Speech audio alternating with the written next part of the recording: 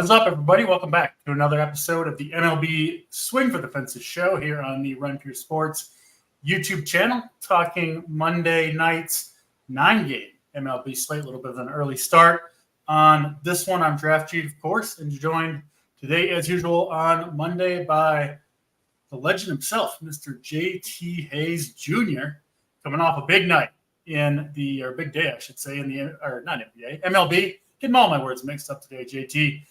What'd you win? 35,000, something like that, in the MLB streets yesterday. Second place in the $888 tournament. Awesome to see. I know you're doing well, so I won't even ask you that.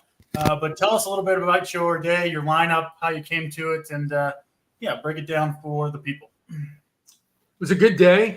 Thank you to everybody. Got a lot of messages. That's always nice. A lot of likes on Twitter, and it was a good weekend. I came in third in the main $15 on Saturday night. So that was worth $5. And then yesterday, Father's Day, and we were just hanging out at the house. We were going to dinner with my wife's family. And I said, well, I'll make just one main lineup. And I was torn a little bit, and I ultimately decided on a 4-2-2. So took advantage of the Braves hot hitting, but I also wanted some of the Rays against Hurst and Waldrop. I apologize if it's too soon, DC. I know that you said that you had a lot of him yesterday. And then I thought it was important to get some exposure to the Twins. So played their two best guys. And it was funny because the guy I was going to end up tied for second because that guy was behind me, but he had Bailey Ober and he was exactly 4 points behind me. And as the Twins, Johan Duran was struggling, they bring him in, they load the bases, and I'm sitting there looking, and I'm like, is this good or bad for me if they blow the over lead? But really, too many people behind me had Twins, and I only had Correa and Ryan Jeffers, who did pretty much nothing yesterday. Yeah. And so I decided I would rather see the game end than have to deal with extra innings, regardless of who the A's were going to bring in. So that was nice. And one thing, DC, I will say, if I am a lead at anything, it is not just coming in second, but it is tying for second. I have had more second place ties, tied for second in the NFL Millie on Thanksgiving, now this. So it's been nice. Not terrible problems to have. But we got a lot of our own winners in here. Brittany, who shipped NBA Showdown for $150K last week. Outstanding. You had a big weekend betting. That's why people come to Run Pure Sports, because the team here collectively is just outstanding at what we do. And the members are a huge part of that. And because of that, we've seen the big mojo, the good mojo here for many years. When you hit big, it's kind of known, right? You got to give a little bit back. So I'm going to give a little bit back today. A $250 ticket. I'm going to put someone in that $250 4-max contest tonight. If it fills, you get in tomorrow. And as everyone knows, DC and I, we agree pretty much on many things. But when we disagree, it's a pretty standard, significant disagreement. And one area that we disagree is he believes that the baseballs this year have been deadened. I believe that because of all the things the game did, that even for Rob Manfred, this is too counterintuitive to be true. But the question that we're posing to you is, and the best answer wins, of course, the best non-realistic answer, what does Rob Manfred actually do to deaden the baseballs? What does he do to physically deaden the baseballs? And the best answer gets that $250 ticket. Put it in the YouTube chat so I don't have to look at too many screens, and we'll see where we go from there. Of course, it's open to members. But if you're a non-member and it's really good, well, then we'll consider it, and maybe we'll get you into our community. Love it. We do have a pretty awesome community. Obviously, a lot of loyal watchers of this show. We do appreciate that. Awesome stuff. You've been back, JT. And listen, the fact that the baseballs are dead, I don't think that is at all up for debate, frankly. Scientist, mathematician that I am over here. now, whether or not, Rob Manfred and the crooks and, dumbasses that run MLB have done that on purpose, whether or not they're capable of doing that on purpose, that's a different question. I can't answer that one for sure. But the baseballs have definitely been deadened, except for the Braves. The Braves got the normal baseballs back. We complained, we bitched enough on Twitter that they got the Braves their old baseballs back. They scored 24 runs, I think, over the weekend, which is not that many, but it's a lot compared to what the Braves were doing prior to that. I love the 250 ticket giveaway, but JT, I can't let you have all the good mojo for yourself tonight. It's a big night. Uh-huh. And listen, I didn't win the 35,000 yesterday, but I had a good weekend in the DFS sports betting street. So I'm going to add in a $121 single entry ticket. I think probably both of these are going to have to be for tomorrow. It looks like they're full or close to it. And I'll leave that open to everybody. So YouTube chat, we'll do it a different question for mine. I was looking at the schedule today. I don't get to go to many baseball games, kind of busy doing these shows and content every day, but I did notice Rockies and Dodgers playing Thursday afternoon. There's only 2 late games. There's really no other sports going on right now at the moment. So I'm like, that'd be a fun game to go to. I text my good friend Travis Mangone. I say, hey, Rockies Dodgers, 1 p.m. Thursday. Are you in or not? This was like 8 in the morning. I was up grinding. And I haven't heard a single peep from Mangone yet. Ghosted by Mangone. It's just very insulting, hurtful, insulting, everything. So my question is, and the winner of the $121 ticket will get this, what was going on in Mangone's life that was so important that he couldn't text his dear friend DC back to let him know if he would wanted to go to the baseball game with him or not? So there you go. We've got the Rob Manfred, what's he doing to deaden the baseballs? Mine is what makes Travis so busy he can't text me back. And we'll give away those tickets at the end of the show. That's fantastic. Good. That's fantastic. Free Scotty says that, and I didn't know this. I didn't know that he had matched on Tinder with Mangone 2 years ago. But Free Scotty, congratulations. 1, for matching with Mangone, and then 2, for outing yourself to the entire community. Very proud of you, and congratulations. Yeah, we've already got some good ones. Mangone, too busy watching UFC highlights.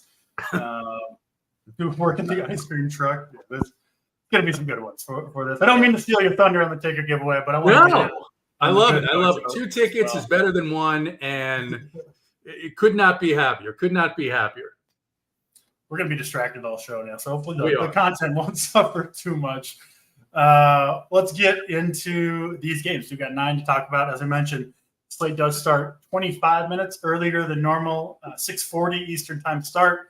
And we do begin with the St. Louis Cardinals and Miami Marlins. One thing about this JT, the slate JT, is it seems very like have or have not, where we've got some games like Miami, Texas, West Coast game in LA, where kind of a tough hitting environment. And then we've got some where it's like the best hitting environment that those stadiums have had all year long. This is one that will be played in the Dome. It is very much a pitcher's park in Miami. And I think that, could bring some interest to both these pitchers. For sure, Sonny Gray pitching for the Cardinals, going to have ownership. It's a light-hitting Marlins team. It's a great place to pitch. Sonny Gray rebounded in his last start. He had a little bit of a rough stretch, a couple kind of so-so starts, but looked awesome against Pittsburgh. 9 strikeouts over 7 strong innings. Only needed 84 pitches there. And, yeah, it's really hard to, I think, say much bad about Sonny Gray other than he's the highest priced pitcher on the board. And on a day where I personally want to get in as many of these big bats as possible, that's a drawback to Sonny Gray. Honestly, it is for all the expensive pitchers, at least for me tonight. And then Braxton Garrett pitching for Miami, I think he's usable here. He's been pretty bad, honestly, this season. But, pitching at home in Miami, that's a, kind of soft lineup. In St. Louis, they've been a little bit better, but I still think the matchup's fine for Braxton Garrett, 7,200. Not on my short list today, but I could see people playing him and wouldn't hate it. But over to you. I assume you're not going to be too interested in the bats here. But what are you doing with the pitchers, Sonny Gray, Braxton Garrett? And, hey, if I'm wrong, let me know which bats you are playing in this game. No, not interested in the bats. I think the more interesting discussion is Braxton Garrett. And the reality of this slate is I think there are enough pitchers around him that I have more interest in, that he's either going to fall out of my pool or someone that I have very little exposure to. Not because I think he's a terrible play here. The Cardinals have done absolutely nothing with left-handed pitching recently. You mentioned the park, so I don't have any interest in either of these offenses. Sonny Gray is going to come in about half the ownership of Paul Skeens. The Skeens has been outstanding, but at some point he's going to give up a couple of runs. And when he does give up a couple of runs, the strikeouts will be there, but that leash is going to prevent him from getting to that 24, 25 point mark where he kind of sits at. So I think going a little bit more with Sonny Gray than Skeens, getting away from that ownership, is something that interests me a little bit here with this matchup. Sonny Gray been fantastic really all year. For DFS, you mentioned a bit of a rough stretch, but seemed to right that ship his last start out. And I think he is going to have a good performance here in Miami. Yeah, no bats here for you, I assume, JT? No. Yeah, I think that's fair. This is a good one from Boyd. Too busy retweeting every Pro Bison post on the website. Unfortunately, Steve, I don't think you're going to win the free ticket giveaway. That's we can't give it away. It's going to be to a member, but nevertheless, I did want to give a shout out to a good man going insult there. Appreciated that one. Yeah, pretty quick with St. Louis and Miami. I just don't think there's that much to talk about. If you want to pay that price and ownership for Sonny Gray, I mean, why not, right? And I do. My approach with some of these high-end pitchers, JT, if they fit my lineup, I'm kind of starting with bats today and trying to get those guys in. But so it's like Sonny Gray's not the first guy in. I know a lot of people kind of build out pitcher first. I'm taking oftentimes take a different approach, but definitely in tonight and focusing on the bats. Is that a similar approach that you're looking at where, if he fits, he's fine, or is he a priority play for you, Sonny Gray? He's going to be, I'll put it this way. He's going to be a pitcher that I'm over the field on, right? I'm showing about 25% ownership on him. There's a couple of cheaper guys that I like tonight, and we'll talk about them as we get to them. But I mean, you have some decisions to make here, right? You got the Dodgers in cores, and you're looking at between 6,500 and 7,000 for the players that you want to play, right? Yeah.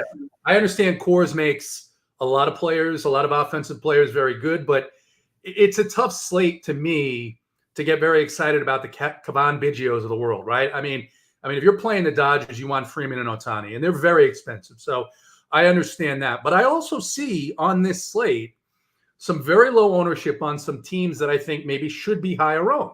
And so those teams, I'm going to be able to get one of Ohtani or Freeman, a 5-man stack, and then 2 from another team. There's a couple of popular teams that are not nearly as expensive as the Dodgers. So I think that's the way that I'm going to approach it. Is I'm going to look the same way I do at pitchers, but be cognizant of whether or not those really expensive bats can actually pay off. What's the percentage that a 5-man stack in cores for the Dodgers that's going to cost you more than half of your salary today? What's the chance that ends up in the winner? It could. I just think it's a lower chance. So I'll be lower on those full stacks. Makes sense. Let's move on to the next game of the slate. This one also at that 6:40 Eastern time. Eastern time. It is the Cincinnati Reds, Pittsburgh Pirates. This one in Pittsburgh, and this is one of the games. It's pretty much true of all the East Coast games that are played outside. That is going to be extremely warm, humid as well, 50% humidity, 90 degrees in Pittsburgh. I believe the best hitting weather that we've had in Pittsburgh this entire season. It is normally a somewhat friendly pitcher's park. I don't think it'll play that way today necessarily. We'll play more toward the hitter side.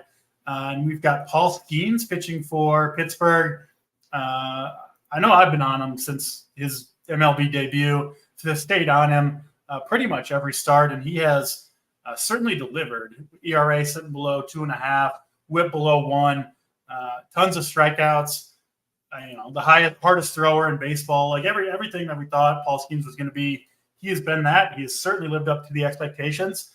I say this every time he pitches. I still think there are, even bigger games coming for Skeens at some point, and I do think they could come really at any time. He did have that nearly 40-point outing against Chicago Cubs. I think that's his only one over 30, but there's no question in my mind he is one of the very, very highest upside pitchers in MLB right now. I think that's certainly true in this matchup. The Reds lineup has gotten a little bit better. They have hit the ball and struck out less recently than they were, but I still think a pretty damn good matchup for Paul Skeens here. 9,500. It's a discount on his talent level. In my opinion, there's no question he should be a 10K plus pitcher pretty much every time he comes out, right? Because DraftKings doesn't really adjust pitcher pricing for matchup anymore. These guys just kind of stay up there once they get up there. And I'm sure Skeens maybe after this start will be a 10K pitcher. So you do get a discount in that respect. But JT, everybody knows about Paul Skeens. Everybody wants to play him. I think he comes in more owned than the projections say he will every time he pitches, right? Because he's, the shiny new toy. And listen, he's he is very shiny, deservedly so, but he's not flying under anyone's radar, and he hasn't burned anyone yet, in his whole career, right? So I think people are thinking he's invincible. No pitcher's invincible, of course.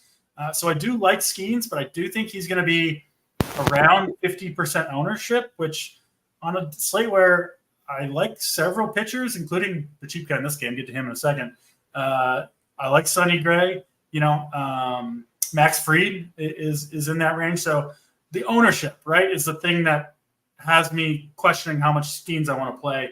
Really nothing about himself or the matchup even has me too concerned. And then got to talk about Mr. Carson Spears here pitching for the Reds. He's actually throwing pretty well in the minor leagues all year long, going pretty deep into games. I think he'll get 90-plus pitches here. He did in his last outing. It was out of the bullpen against the Cubs, but he went 5 2/3 innings, 7 strikeouts, no runs.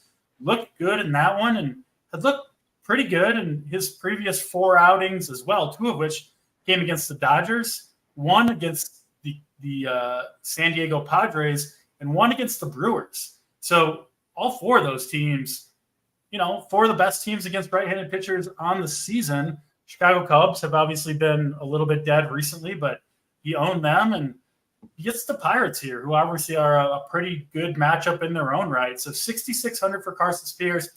I keep mentioning I want to pay for bats if I can. Carson Spears appears to me to be the best way to do so at 6,600.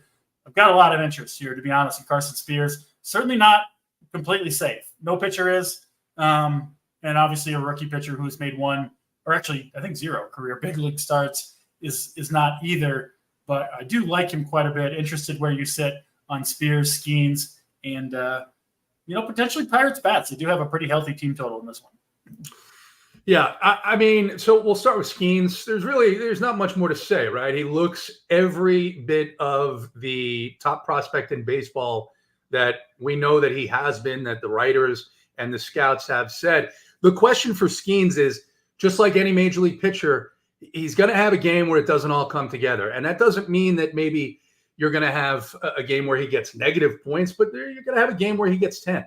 And the one thing that sticks out to me here of why I think it's going to come maybe sooner rather than later is he is leaving 88% of base runners stranded. And that number is going to go down. It does for every single pitcher. So that's the reason to be cautious with that ownership. The other reason to be cautious is here come the Pirates out of Coors, and they had to use their bullpen quite a bit, especially on Saturday night. 16 runs for the Rockies, including 2 home runs from Hunter Goodman, who somehow ended up in some of my lineups by chance, because I never would have put him in there myself. But so you got a bit of a tax bullpen.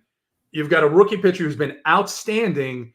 At some point, there's going to be a down game. And when you're talking about 45 to 50% ownership on a 9-game slate, yeah, I don't mind taking some shots on the Reds here, because if they can get to him, if they can get that pitch count up, and that's really the only thing here, I think, DC, that we're looking at, right? Get the pitch count up, keep him in between 14 to 16 fantasy points, then you get to the bullpen early. Now you're talking about a 1% owned stack here in the Reds that has a good chance to destroy the slate. On the other side, you mentioned Carson Spears, really good game out last time. The books like him. They believe that he's going to get some strikeouts. They believe he's got a good chance to go deep in this game. And at 6,600 on a slate where the best pitchers, you want at least one of these better pitchers, I think, at least I do, in most of my lineups. I'm on board with Spears being in my pool.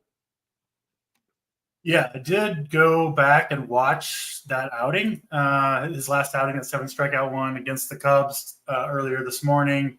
And listen, you're always going to look good, right? When the results are good and you go 5 2/3 and you strike out 7, of course, you're going to look good as well. But and maybe this is like confirmation bias, because the reason I went and watched it is because I wanted to play him, knowing he pitched well anyway. But I thought he looked pretty good. He's got like 4 or 5 pitches. He mixed them well. He's throwing strikes. I like. Did I hear this? Did I hear this correctly? That because Travis didn't get back to you, you went and you watched old reruns of Carson Spears' performances. I would have done that even if Travis didn't get back to me. But yes, more of a coincidence than a causation there. But yes, and Travis here is in chat, which he is. I got to kick out of this. Should I tell you what I've been doing? Nobody gives a fuck. No, please no. It's good stuff from everybody. And the man goes. Good stuff, guys. So anyway, in conclusion, in on Spears, I like Skeens too. Are you going to any of these Pirates bats? I mean, it is a pretty good spot for these guys. Bad Reds bullpen as well. Listen, I'm finding it difficult to get interested in the Pirates here. I don't generally target teams coming out of cores. Teams like the Pirates in particular, they struggle. They've been struggling offensively. They struggled all weekend. Put up 8 runs yesterday, but the rest of the weekend was really a wash for them in Colorado. And they're just not a team that I'm going to be getting to as a 5-man stack tonight, as of right now. I'm kind of with you there. I do like that Reynolds, Cruz, 2-3 spot, 2 lefties against Spears. Looks pretty good to me, but I don't think I'm going to 5-man the Pirates and probably just pick off maybe some of the best bets there in terms of I'm reading what Mangun was doing. Instantly regretted reading that text chain that Mangun put up there. All right, let's get off of Cincinnati and Pittsburgh. We'll go to San Diego and Philadelphia next. Another game that is absolutely elite conditions for hitting. Citizens Bank Park in Philly is normally a hitter's park anyway. It will especially play that way tonight. 85 degrees, wind straight out to center field, humid. The ball will be flying in Philly, no question about it. We've got Christopher Sanchez on the hill for Philadelphia. Played him in his last start. That was very painful. Did not work out whatsoever. Negative 0.4 DraftKings points. Thank you, Christopher, for that. And Randy Vasquez pitching for San Diego, who has been, I would say, surprisingly competent this year. Not that he's been great, ERA near 5, 1.5 base runners per inning, but he's been okay. He survived most of his starts. I'm not sure he's going to survive this one.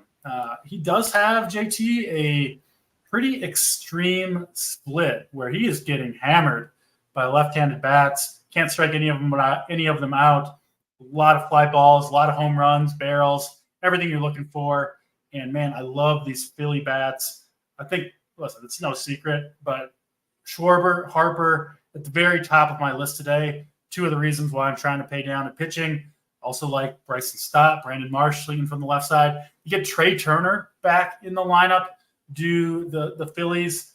And it's just been an offense to stack all year long. They've come through quite frequently, especially when at home, and I think they've got a good chance to do it tonight. So I love the Phillies offense.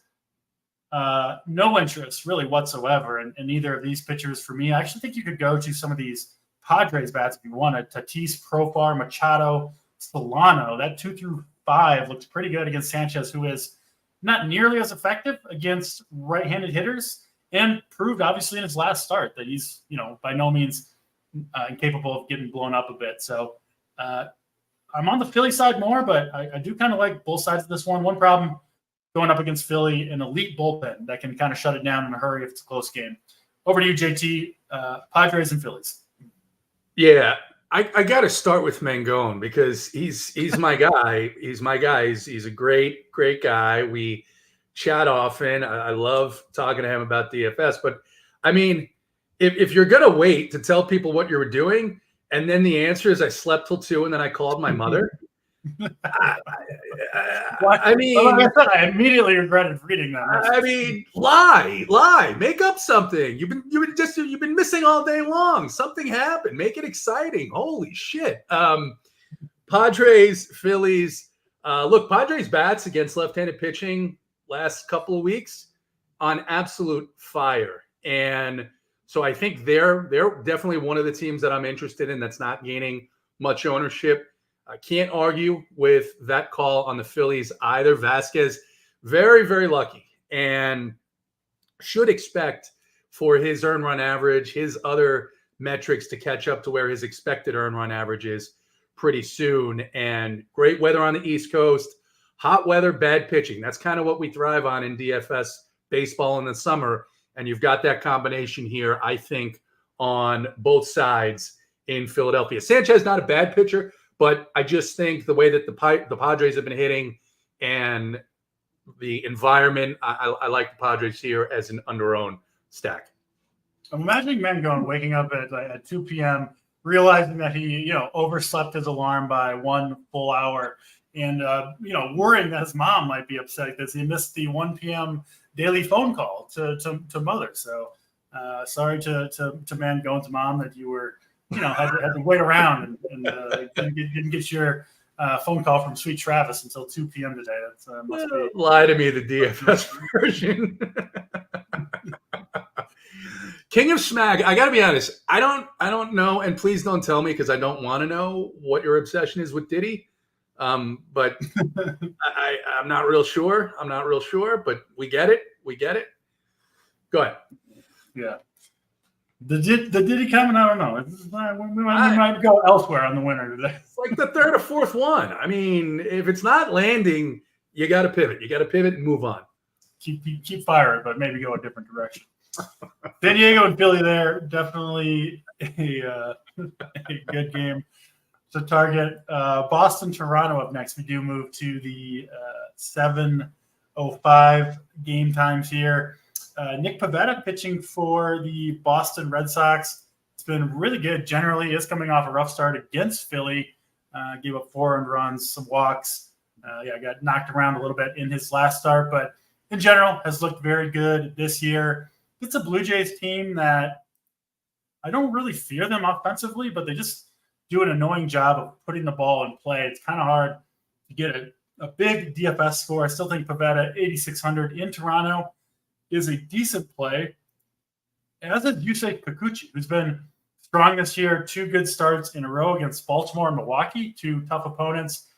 And the strikeouts can really be there, JT, against this Boston team who, listen, they've got some dangerous hitters. There's no question about it. Guys like Tyler O'Neill and Devers, they're running wild on the bases. I think they stole like 12 bases last night. So I think there's more risk for Kikuchi than some of the other big arms, guys like Sonny Gray and Paul Skeens that we've talked about. I do think, though, that Kikuchi has just about as much upside as these guys. He does present a little bit of a discount at 8,600. And, there's strikeouts up and down this Boston lineup. Kikuchi does get to pitch at home, a good place to pitch. He's been better there than on the road in general. That's true of most of the Blue Jays starters.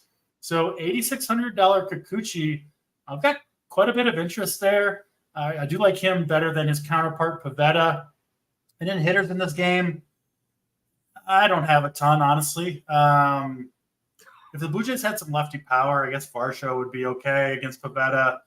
Maybe a Tyler O'Neill trying to chase a home run, something like that against Kikuchi. But this game looks better for pitching for me. Again, it is one of those slates where each game seems like, I like the bats here, and the next game is in a dome, and I like the pitchers there. That's just the type of slate it is. No way around it. Over to you, JT. Kikuchi, Pivetta, Blue Jays, and Red Sox.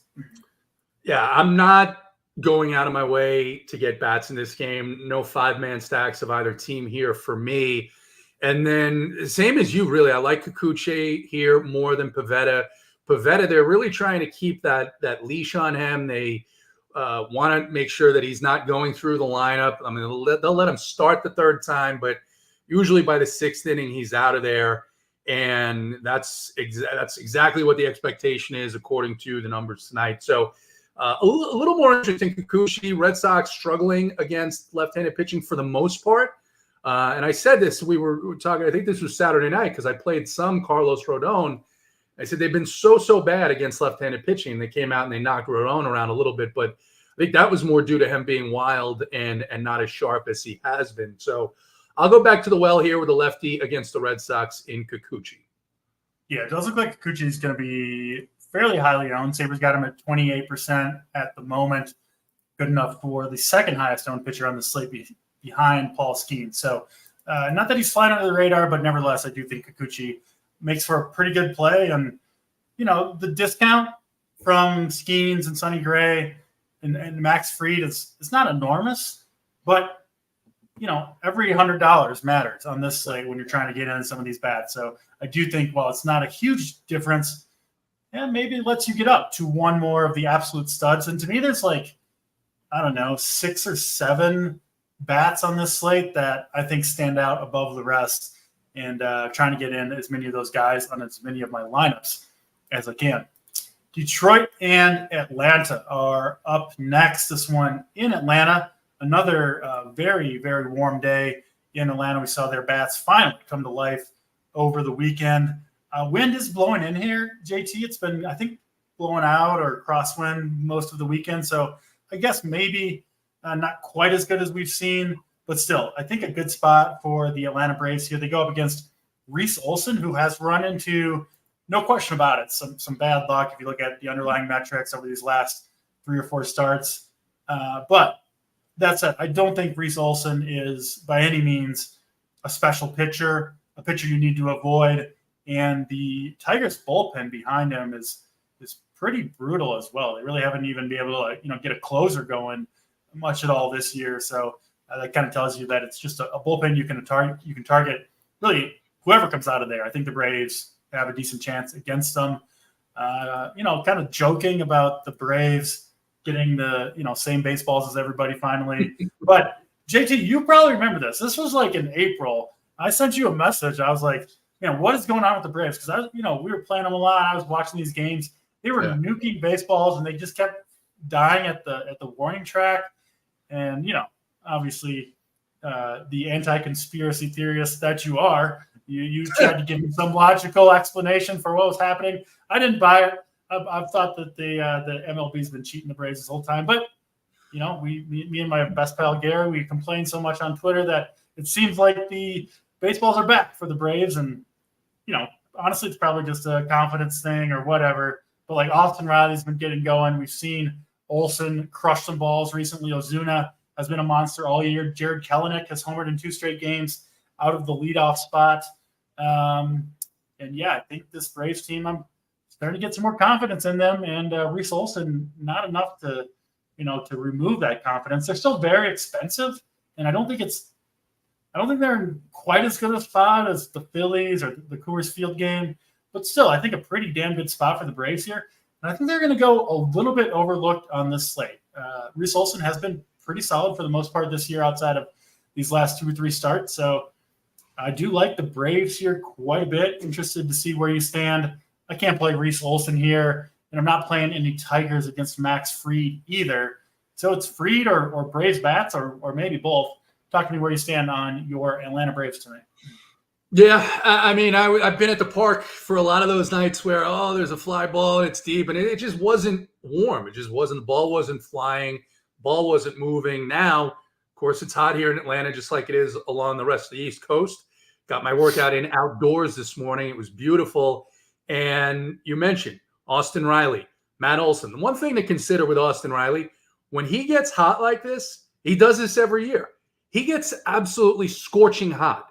And we saw it yesterday, 8th inning, 9-pitch at bat against one of the better Tampa Bay relievers. Boom, deposits it 440 feet into center field. So I'm with you on the Braves. Not a lot of interest here in the Tigers. I'm not going to be playing Reese Olson. I think the time to pick on the Braves with right-handed pitching has come and gone for this season. It was a month, 6-week period where really any pitcher you could have used against this offense. I don't think that's the case now. And it's crazy to say that because Ronald Acuna is out for the season and they put Michael Harris on the IL. But you mentioned Jared Kelenic stepping in like nothing changed. Like there's nothing missed here for this offense as they start to get going. On the pitching side, obviously no interest in Olson. With Max Fried at that 9,800, you're not paying DC for strikeouts, right? He's only got a 22% strikeout rate. What you are paying for is the fact that he's got about as long a leash as anybody in Major League Baseball. I think he's got 2 complete games so far this season. He regularly gets into not just the 7th inning, but the 8th inning. And the Tigers don't strike out a lot, but they also don't do a lot else against left-handed pitching. He's coming off a subpar performance in Baltimore. I look for Fried to get back on track here tonight and go deep in this game. Yeah, nice thing about Fried. For one, I think he's pretty likely to get the win. Those 4 points go a decent ways. And he is, I think Skeens could throw a complete game shutout, but I think, Fried is the one way more likely to do something like that, or even a no-hitter. You do get bonuses for those things, and Fried has threatened, threatened no-hitters, threatened complete game shutouts multiple times this season. It's a impatient Tigers team that, Fried's on his game. He can just mow through this team, be really efficient, give the bullpen a break. Wouldn't shock me whatsoever. Now that we're through the three high-priced guys, Fried, Skeens, Sonny Gray, how do you rank those guys once you factor in, pricing, ownership, and what you think of how they're going to pitch, obviously? Yeah, I started off when I started breaking the slate down. It was Sonny Gray, and then Skeens, and then Fried was a distant third. But then I started digging a little bit more, looking at what the Tigers have been doing, and thinking about that leash, which I think is big here on this slate. And I ranked them Fried, Gray, Skeens for me. Yeah, I asked you the question. I haven't even decided myself. I think it's pretty close between the three. I'm still going to lean Skeens. You know what? Half the ownership for Max Fried compared to Skeens. Yeah. I mean, he beats him, at least 40% of the time, I would think. So I do think that pivot does make some sense. Fried probably not capable of the enormous game that Skeens has in him. Right. But, that game's not that likely to occur for Skeens on any given day. So I think I'm with you. I think I do prefer to take a little bit of an ownership discount. I don't like fading Paul Skeens, because I feel like he's like one of my guys, and I was on him from the very beginning, and he's been awesome. But everybody's on Paul Skeens, so not sneaking him past anybody anymore. That much is for sure. One other question I wanted to ask you, JT. For me, there's a pretty clear drop off in the Braves lineup once you get to Adam Duvall, who hasn't done much. Murphy's done almost nothing. Forrest Wall, if you have an opinion on him, and then Arcia, just not the greatest hitter. Fantastic defender, not the greatest hitter. To me, if I'm playing the Braves, I kind of want the top five in that lineup. What about you? Are you willing to go to the bottom half of the Braves lineup? Well, I would say I have great interest in Kalenic, who's still 3,200 leading off and has been hitting the ball hard all weekend. Last 10 days, really.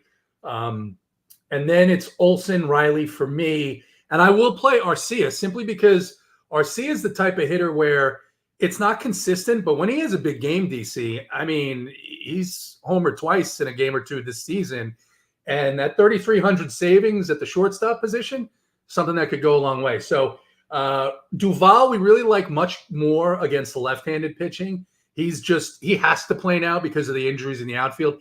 That's why he's in the lineup. Right. And then no real opinion on Forrest Wall. If he makes it into a stack, he's 2,500. He's got speed. And so at least he could steal a base or two. So I won't be actively avoiding any of these Braves, although I will tend to be lower on Duvall and Murphy. Yeah, that's I agree with that for sure. Let's get to the next game on the slate. Another very interesting game here. A true Wrigley win game. We've had some that were moderate Wrigley win games, but nothing quite like this year. 90 degrees in Chicago, 14-mile-per-hour winds, 15-mile-per-hour winds blowing out to left center field, and humid in Chicago. It is going to be very, very warm at Wrigley Field tonight. The ball will be flying. Any moderately struck ball out to center field, left center field, or really anywhere else is going to have a good chance to go over the wall. We've got two offenses who I have, don't have a huge amount of confidence in general, but 10.5 total in Wrigley Field. Javier Assad pitching for the Cubs. I've been kind of saying all year that this guy is a fraud, and it's kind of started to come to fruition recently. He's had trouble with control, hasn't walked fewer than 2 guys in any of his last 5 starts, has given up 6 home runs in those 5 starts total. Bunch of runs. He's been hittable. The velocity's been in decline, and he doesn't have great stuff anyway. So the regression has started for Javier Assad, JT, but I think it could potentially all come crashing down in this spot against a Giants lineup that has been a little bit better recently. I think you can play almost anybody, frankly, in this Giants lineup. The expensive guys, or nobody's over 5K, but a Chapman, a Soler, I think are the primary plays. But I mean, a Brett Wisely at 3K leading off. Elliot Ramos, he's better against lefties, but whatever. I'll take a shot on that here for sure. In Chicago, Patrick Bailey swings it pretty good from the left side, cheapish catcher. So I really, really like the Giants side. I definitely like it more than the Cubs side. Not that I don't think the Cubs is a bad side to play, but Hicks, I have way more faith in Hicks as a pitcher than I do Assad. Not that he's been that great recently either, and not that you can't play Cubs, but he does do a pretty good job of limiting damage, of keeping the ball on the ground. He's only given up 6 home runs in 71 innings this year. So I'm not playing Hicks, but I do think he's got a better chance to limit damage than the Cubs do. And if you get, if you're getting ground balls, the wind's not going to do anything to help those. So I'm on the Giants side of this game more so than the Cubs. The top 7 for the Giants all look good. And Trent Brooks, don't know much about him, but he's 2,400 first baseman. He's got to be a decent play down there in the 9 hole as well. So I really, really like the Giants here. Some interest in the Cubs, not touching either of these pitchers. What about you, JT? Giants, Cubs in a Wrigley win game. Yeah, I agree with you on Javier Assad. Some incredible luck here to start this season. No interest in him. With Hicks, the leash is just not long enough. He's still learning how to be a starting pitcher, and they're limiting his innings, and he's allowed way too many base runners. So the base pass, whether it be through walks or base hits, not for power. He's good at run prevention, but I can't see this being a spot on this slate where I'm too interested in having him in my pool. On the offense, I agree with you as well. On the Giants, Heliot Ramos, one of the hottest hitters in baseball over the last 10 days, smashing everything, smashing every single pitcher, was on fire over the weekend. I know our guys played him quite a bit. I played him on that Saturday slate as well. The Cubs, man. I mean, we were joking. I think it was our guy Alex in Discord today who said that the Cubs haven't scored a run since Memorial Day, 1995. So it's been ugly. Now, this is a situation where you do have a pitcher in Hicks who does allow a lot of runners to get on the base pass, and of course, that's how you get into trouble. And with this wind and the game and the heat, I'm not going to be avoiding the Cubs, but I'm probably going to be a little bit lower than the field on them, at least in terms of full stacks. Yes, I'm with you there. Agreeing on a lot of stuff tonight, JT, which I think is a good sign. I think is a good sign. Yeah, very good. Hopefully. 3 more games to get to. We get to New York Mets and the Texas Rangers next. In my opinion, maybe the most boring game on this slate. John Gray pitching for the Rangers. They've used him very strangely this year. He's kind of been in the bullpen some. I think he started against the Dodgers, but only went 3 innings in his last start. I just don't know how long he's going to pitch. Wouldn't really have that much interest in him anyway against a Mets team that has picked it up recently. This one, of course, in a dome in Texas, so not a great place to hit, especially in comparison to some of the ballparks that we've talked about so far on the show. And then David Peterson pitching for the Mets. Also used him in his last start. That Peterson-Sanchez lefty combination didn't yield a lot of giblets for old DC last time these went. He is 6K though. He does get to pitch in a dome in a big park against a lineup that definitely has some danger spots, especially at the top. But I don't think is a lineup that you have to avoid entirely. So yeah, Peterson 6K. I've got 3 pitchers in the 6K range I'm willing to use. I think I rank him last among the 3, but I still am willing to use him if he gives me what I want with the bats. Where do you stand on Peterson, Gray, and any bats you're looking at in this game? I think this is a little bit of a sneaky spot here. I think it's a sneaky spot for the Mets, who have started to hit very, very well. We saw that, of course, yesterday against Dylan Cease, of all people. You've got a similar pitcher in John Gray, not in terms of their quality by any means, but in terms of a pitcher who throws a lot of fastballs, who attacks the strike zone, and that's what the Mets have been carving up recently. So I think it's a little bit, and then the Texas bullpen behind them has not been great. So I think the Mets are a little bit interesting. And then on this side with Texas, I'm not sure, DC, what's going on with David Peterson. He was a quality pitcher. Like when he was around this range, 6K, 7K, he's a guy who would give you 6 innings, 4 Ks, give up a run or 2, but would keep the game in control, keep the Mets in contention, and get them a chance to win and give him a chance to get that win bonus. His strikeout rate's all the way down to 8%. And that tells me that he's not right now, right? Whether it's a mechanical issue or a velocity issue.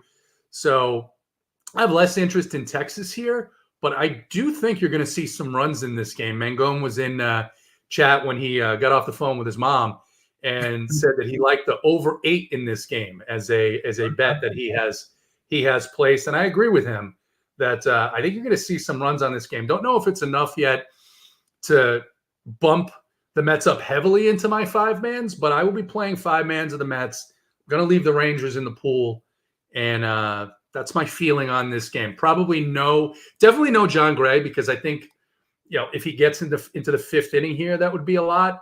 And then Peterson it's just a pass for me right now. Maybe that was a subject of the phone call to mom. You needed an allowance increase because you got a great play. You got a hot tip on the Rangers and the Mets, and he wanted to get some more money down on it. So he wanted maybe.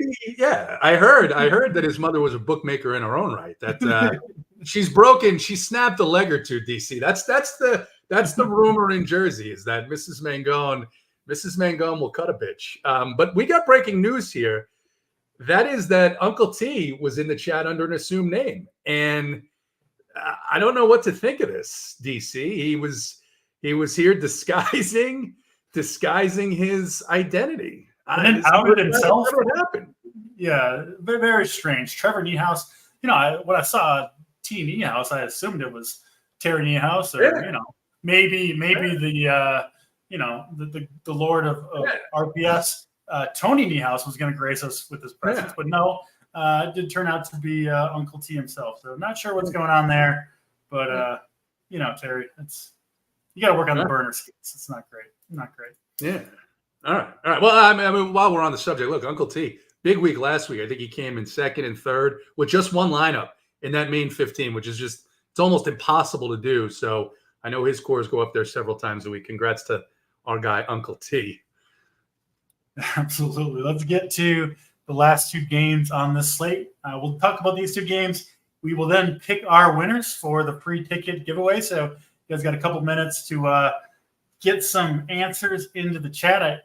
I've got my current winner picked out so far for my question, JT. Now, it could still be topped. It was a strong entry. But, who knows? It could still be topped, so we'll see. But we'll do that. Then we'll do, of course, stacks, pitchers, all that good stuff. Trevor and as far as mine, I don't have a winner. You guys, I'm thoroughly underwhelmed by the responses to the Rob Manfred. You don't have it, JT. Is I'm sorry to say this, but I think my question was a little bit more extreme. Well, that's what happened. Your question was better and funnier, and it trumped mine, which is going to be. But your ticket is worth twice as much, so they should be firing at that one. And listen, but these are. No one accuses our subscribers of being geniuses, TC. They're distracted by the shiny item. I mean, how many times in chat do we have to hear whose birthday it is or who's got revenge. This is our audience. We love you, but that's our audience, right? So that's all right. I'll pick one off the Mangone one. I'll do whatever I find amusing in the next 10 minutes because I want to give it out and get it done. All right. Coors Field up next. Yeah. The Dodgers and the Colorado Rockies. And this game has not only the weather of the other games, but has Coors Field. 90 degrees here, super hot, wind blowing out. We talked about the best hitting spot of the Pirates Stadium all year long. This is probably the best hitting spot, period, that we've seen on the season so far. 90 degrees with favorable winds in Coors Field. Cal Quantrill pitching for Colorado. He's been shockingly competent this year. Honestly, I would have bet a lot of money that he would not be able to go 79 innings with an ERA of 3.3, pitching half his games in Coors Field. It's honestly somewhat astonishing to me. I guess he's pitched 9 games away, 5 at home, so maybe that has something to do with it. Anyway, he's still a contact-oriented pitcher. I still don't believe in him. And, of course, he gets this Dodgers team. Now, they are down. Mookie Betts, unfortunately, fractured his wrist, going to be out probably a couple months, it seems like. And it is still a lineup that really, really falls off in the second half of it. You mentioned it in passing where I don't really want to play Rojas and Biggio and Lux at the bottom, but Ohtani, Will Smith, Freeman, Teoscar Hernandez, to some extent, Pajes and Jason Hayward, I think, are okay. But really, that top 4 looks amazing against Cal Quantrill. Shohei Ohtani in an all-time spot here. 7K. I think he's the first hitter to eclipse or get to that 7K mark on the season. An amazing play here as our Smith, Freeman, Teoscar. And then James Paxton, who I've been targeting on the regular with right-handed bats with some pretty good success. I had a pretty good day with the Pirates when he gave up 6 earned runs in an inning and a third. He did pitch 87 pitches in his last outing. There was some concern. Trying to get through this game, JT. Sorry. I can't. I'm just over here laughing. Go ahead. Some concern with Paxton with, if they're going to have a super short leash with him. But they did let him go in his last start, obviously, because he was pitching pretty well. But I do like the right-handed bats here for the Rockies quite a bit. The Dodgers bullpen is good, but it is pretty gassed right now. And I do think they're going to ask Paxton to go as long as he can in this game, especially because this is the first of 4 games in Coors Field. The Dodgers haven't had an off day in a few days and don't have one this week either. So they're in the stretch of a lot of games in a row, including the bullpen depleting Coors Field. So I think Paxton has some leash here. That's not to say that you would play Paxton. It's to say that these bats for the Rockies are in pretty good spots because you want as many chances, I believe, against James Paxton as you can get. I love both offenses here, JT. Of course, favor the Dodgers. They're going to be chalky, obviously, but listen, they're super expensive, right? You do have to make sacrifices to get them in, so their ownership will be held down just a little bit by that. What are you doing with Coors Field, Dodgers, and Rockies? Yeah, so the last couple of weeks at these games in Coors Field, and we saw it this weekend with the Pirates, where they really weren't changing the pricing here on the opposing teams. Well, a combination of the Dodgers being expensive as it is, Ohtani, obviously the best offensive player in baseball this season so far, no doubt. And now they go into Coors Field and they do get the bump. So now you're looking at a very, very expensive stack. And the question that you ask yourself, or at least that I do on these slates, is, yes, I'm interested in stacking against Cal Quantrill and the Rockies bullpen, right?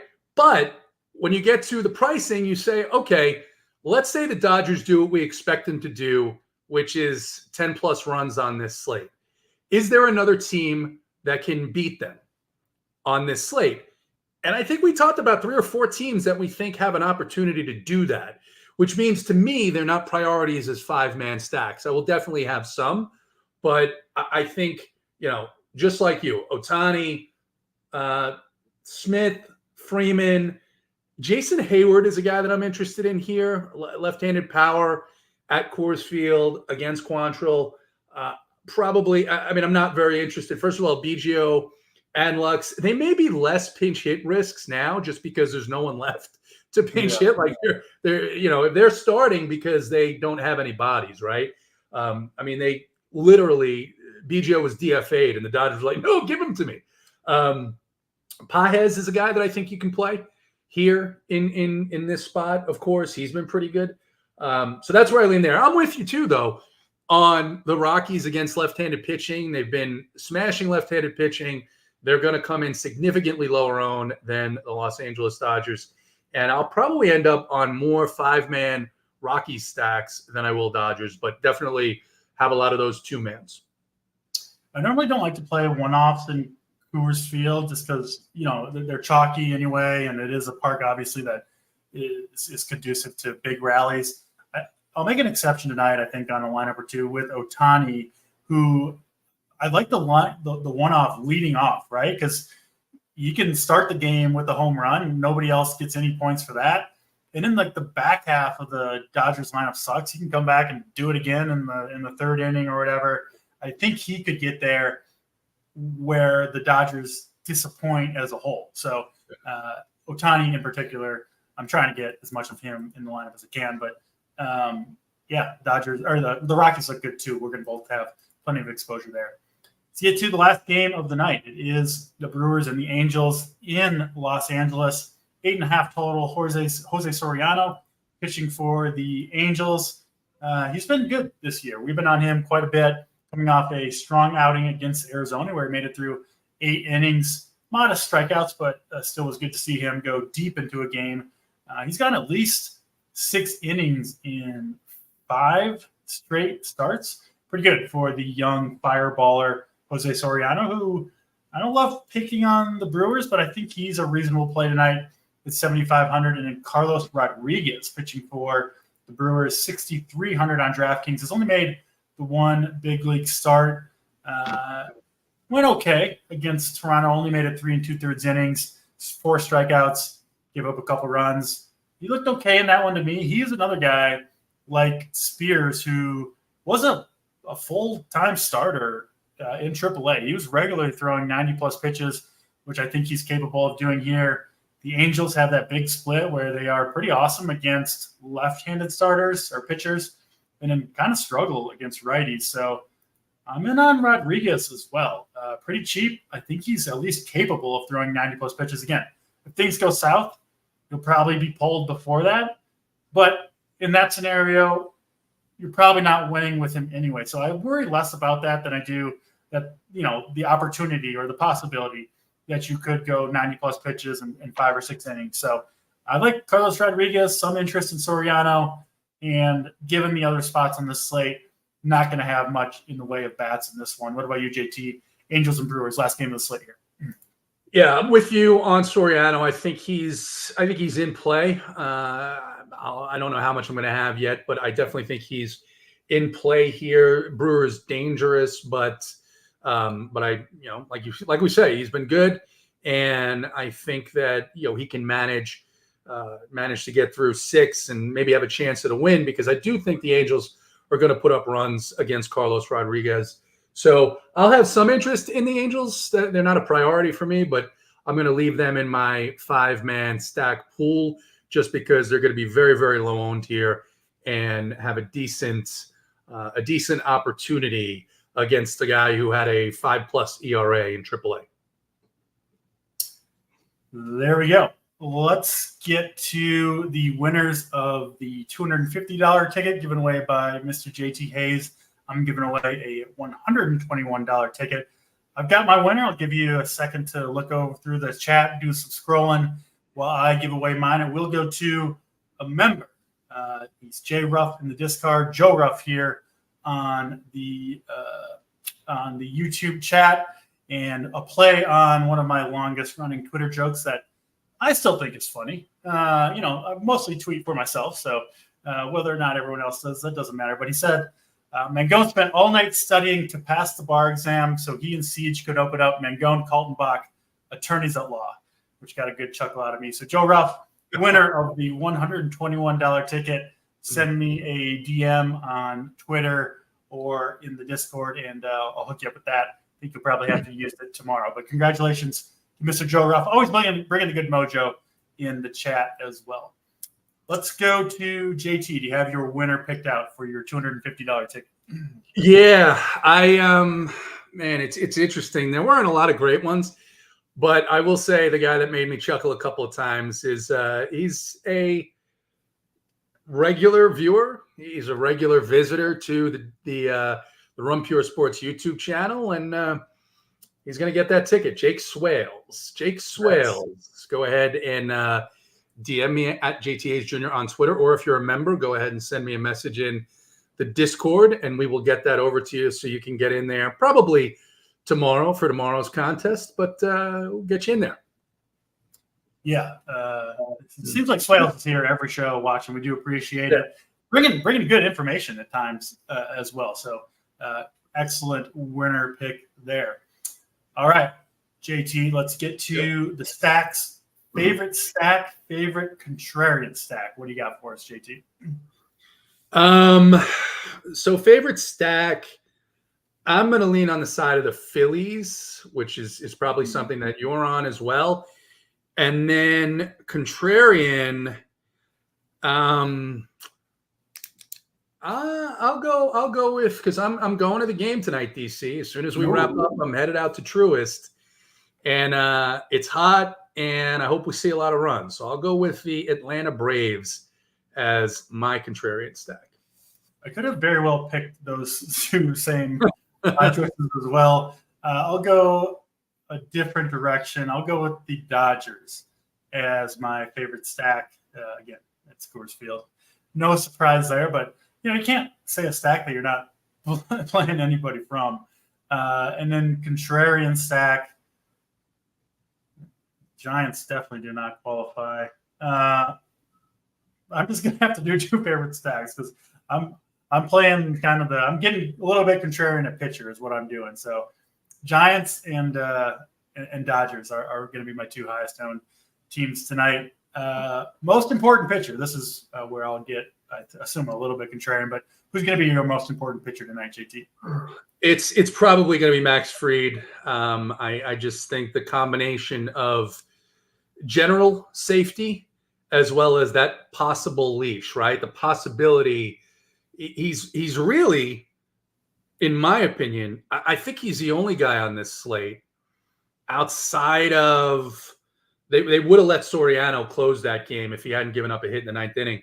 But outside of him or Sonny Gray, I think Max Fried gives you the best chance of getting 8, potentially 9 innings. Love it with Max Fried. I will go with Mr. Carson Spears, pitching in Pittsburgh, 6,600. Has pitched well when he's gotten a chance at the big league level. Was pitching pretty good at the minor league level. I think he can go 90-plus pitches. And the Pirates have a very healthy team total, which I think is going to hold Carson Spears' ownership in check. Sabres got him at 3%. There's no way he's going to be that low. But maybe under 10% for Carson Spears. I would gladly sign up for that at that price point and match him. You're shaking your head. You disagree with something there? I see him out like having no ownership, DC. Like I don't think anybody's going to get Carson Spears. That's tasty. Give me some Carson Spears negative 6.8 fantasy points. It's gonna be fantastic. Who's going yard tonight, JT? Plenty to choose from here. I'm not worried about you stealing mine because I've got more to choose from. Yeah, it's a pretty easy pick for me here, Austin Riley. Ooh, Austin Riley. Love that. Go with the Mr. Kyle Schwarber going deep off of Randy Vasquez. Could have picked really any of those Phillies lefties, but Schwarber is my favorite of the bunch if I got to narrow it down to one. And finally, your favorite offensive overall player on the day. Man, that's a good question. I mean, I'm not going to say Ohtani, but obviously Ohtani's up there on this slate. I'll stay in that same game, Matt Olson. Love that as well. I'm going to go with Patrick Bailey, catcher for the Giants. My favorite catcher tonight, hitting third. I think the Giants going to do some damage. He swings the bat pretty well from the left side of the plate. That'll do it for us. Yes, AJ worse. I can't speak for JT, but I did crack one before the show. So there you go. You're on me. That'll do it for us. The show will be back, of course, same time, same place tomorrow. Me and Boyden breaking it down. Hopefully, we'll see some winners up top. Appreciate all you guys watching. And, ticket winners, DM us, and hopefully we'll get those tickets into some cash as well. That'll do it for JT Hayes. I'm Draft Cheat. We're out of here.